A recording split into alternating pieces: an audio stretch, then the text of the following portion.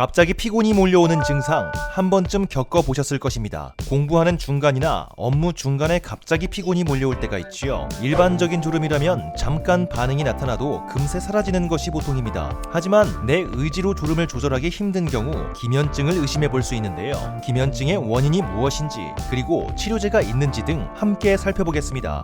본 영상은 학술 논문과 의료 가이드라인 등 공개된 자료를 바탕으로 제작된 교육 목적의 정보 콘텐츠입니다. 이는 전문적인 진단이나 처방을 대체할 수 없으며 특정 제품의 판매 유도나 복용 권고를 목적으로 하지 않습니다.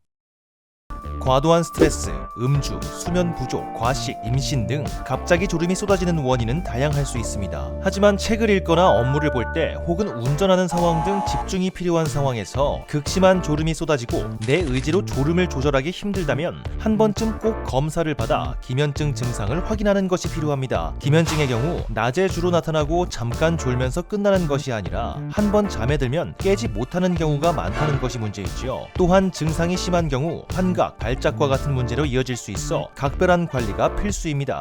불규칙한 수면 습관도 기면증의 원인일 수 있습니다. 하지만 기면증이 발생하는 보다 근본적인 이유는 하이포크레틴이라는 신경 전달 물질이 파괴되어서입니다. 이 물질은 수면과 각성을 유도하는 물질인데요. 분비가 제대로 이루어지지 않으면 기면증으로 이어질 수 있습니다. 또한 유전적인 이유일 수도 있습니다. 기면증의 경우 특히 유전적인 영향이 강한 것으로 알려져 있는데요. 기면증 환자와 직계가족이라면 일반인보다 40배 가까운 유병률을 보인다고 하지요.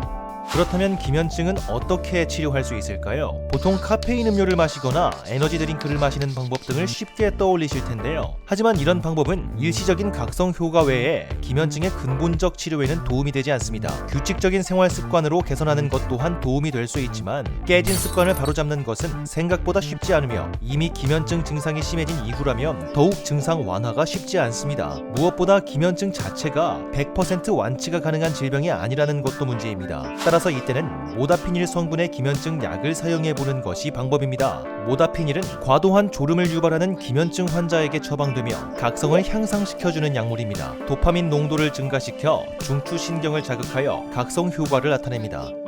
모다피닐 복용법은 간단합니다. 성인 기준 1일 1회 150mg을 아침에 복용하면 됩니다. 경과를 지켜보면서 1일 최대 250mg까지 증량이 가능합니다.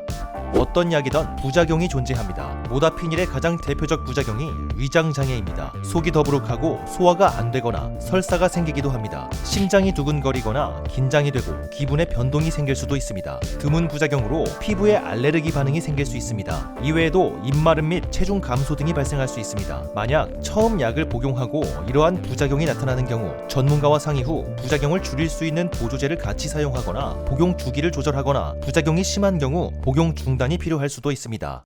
이번 영상에 설명드렸던 연구 결과는 개인의 체질이나 조건에 따라 다르게 나타날 수 있으니 유의하시기 바랍니다.